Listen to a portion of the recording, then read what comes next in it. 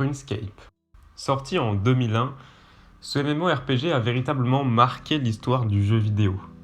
Reconnu par le livre des records comme le jeu le plus populaire au monde, on estime qu'environ 300 millions de comptes ont été créés pour ce jeu. Son principe est assez simple, un peu comme dans World of Warcraft. On combat des ennemis, accomplit des quêtes ou on ramasse des équipements dans l'optique d'améliorer son personnage.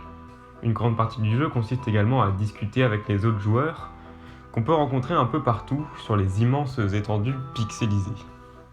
En effet, RuneScape a plutôt mal vieilli, mais attire toujours les joueurs, nostalgiques d'un temps où ils rentraient chez eux après les cours pour se connecter à leur jeu favori. Et c'est très exactement ce que faisait Josh Pillow le 4 octobre 2012. Son histoire, c'est celle qui va nous intéresser dans cet épisode d'Autopsie. Nous sommes donc en 2012 dans le village d'Oxford, dans le Mississippi. Josh, 19 ans, est un étudiant un peu mal dans sa peau, qu'il admet sans mal, il n'est pas le plus populaire de sa fac.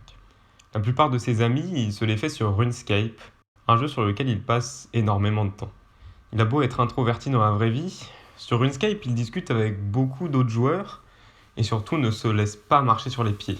Mais ce 4 octobre, alors que son personnage se trouve sur la place du marché, il rencontre un autre personnage, lui aussi une forte tête. Les deux joueurs commencent donc à se disputer. Le ton monte et les insultes pleuvent, et le joueur ira même jusqu'à inciter Josh à se suicider. Mais Josh n'en démord pas, et bien au contraire, il lui répond qu'il a bel et bien l'intention de se suicider, et qu'il prévoit pour cela de faire sauter son école. Il fait également référence à la tuerie de Columbine, qui avait eu lieu quelques mois auparavant dans une école aux États-Unis, et au cours de laquelle le tueur s'était lui-même donné la mort. Josh est bien entendu allé beaucoup trop loin, et Jagex, les développeurs de RuneScape, décident de bannir son compte définitivement, et avec effet immédiat. Josh, évidemment déçu en raison des longues heures qu'il avait passées à améliorer son personnage, finit par accepter sa sanction, admettant qu'il avait dérapé. Rien n'indiquait jusque-là la tournure qu'allaient prendre les événements, et sa seule préoccupation était alors de se demander si oui ou non il allait recréer un nouveau compte, reprenant sa progression à zéro. Et comment ne pas tomber des nues quand 4 jours plus tard, le 8 octobre 2012 donc, une brigade complète du SWAT débarque chez Josh pour l'arrêter et fouiller son domicile. Le motif de son arrestation était le suivant: prolifération de menaces concernant le meurtre d'individus et la destruction de bâtiments à l'aide d'explosifs. Vous l'aurez compris, il s'agissait bien de la dispute qu'il avait provoquée sur le jeu RuneScape. Josh sera donc amené à la police et la date de son procès est fixée. Il sera bel et bien entendu devant un juge pour les propos qu'il a tenus sur le MMORPG. L'avocat de Josh lui conseille de plaider coupable, considérant que nier les accusations ne serait pas dans son intérêt. Josh accepte, et le jour de son procès, ses professeurs et ses camarades se présentent au tribunal pour soutenir le jeune homme complètement déboussolé. Je ne comprenais rien à ce qui m'arrivait, confiait-il. Le procès sera long et mené par un juge souvent considéré comme relativement clément envers les accusés. Il est également assez atypique puisqu'à de nombreuses reprises, les différentes parties vont aborder des sujets relatifs à Internet qu'on imagine difficilement dans un tribunal. Et contre toute attente, le juge va prononcer des mots que personne dans la salle n'aurait jamais imaginé entendre. Josh Pillow est condamné à 6 ans de prison ferme. 72 mois, une durée qui semble largement excessive comparée à ce qui lui est reproché. La raison de cette sanction réside apparemment dans le fait que Josh aurait téléchargé des fichiers sur internet expliquant comment fabriquer des armes artisanales. Mais le plus incroyable, c'est qu'aucune de ces armes n'a été retrouvée chez lui.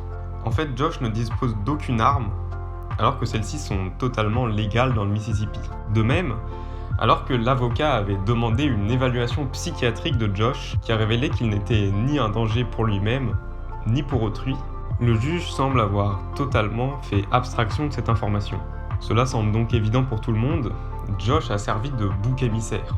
À une époque où les fusillades dans les écoles se faisaient de plus en plus fréquentes, la justice américaine pensait avoir fait un gros coup en arrêtant un potentiel terroriste. Et cette peine spectaculaire devait donc servir d'exemple pour dissuader les jeunes d'avoir ce genre de comportement.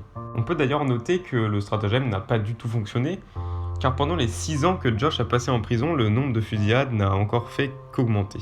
Car oui, Josh, en dépit de sa bonne conduite et des multiples évaluations psychiatriques positives dont il a fait l'objet, a bel et bien purgé sa peine jusqu'au bout. Il s'en est néanmoins incroyablement bien sorti, car en 2018, il était désormais marié et tentait de reprendre une vie normale, après avoir passé 6 ans exclu de la société. Aujourd'hui, il parle librement de son expérience en prison sur sa chaîne YouTube, et il a même fait une apparition dans The Official Podcast, un podcast humoristique ayant pour habitude d'accueillir des célébrités issues d'Internet. Il dit avoir passé d'abord 2 années très difficiles, pendant lesquelles il était très déprimé et dépensait toutes ses économies pour acheter des bouts de cigarettes aux autres détenus. Mais au bout de 2 ans, il a, semble-t-il, accepté son sort et commencé à se focaliser sur l'avenir. Il dit avoir lu plus de 1000 livres pendant les 4 années qui ont suivi, et ajoute même qu'il se porte mieux aujourd'hui qu'avant son incarcération. La force mentale dont Josh a fait preuve est louable. Peu de gens auraient eu le courage de continuer à se battre après une nouvelle aussi dévastatrice. En cela, on peut trouver la décision du juge relativement irresponsable, car si elle avait été infligée à quelqu'un de plus fragile psychologiquement, cela aurait littéralement pu détruire sa vie, et ce pour un simple dérapage dans un jeu vidéo. Ce n'est pas pour banaliser le comportement de Josh, et une sanction était évidemment nécessaire, mais ici cette dernière semble totalement démesurée.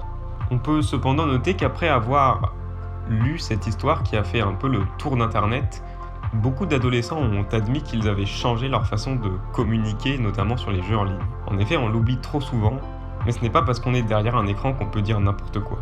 Pour autant, Josh Pillow sera toujours vu à juste titre comme un bouc émissaire qui s'est retrouvé derrière des barreaux pour une dispute ridicule sur un jeu en ligne, et ce dans l'espoir de décourager en vain de jeunes criminels. Merci d'avoir suivi cet épisode d'Autopsie, on se retrouve très prochainement pour une nouvelle vidéo. Cordialement.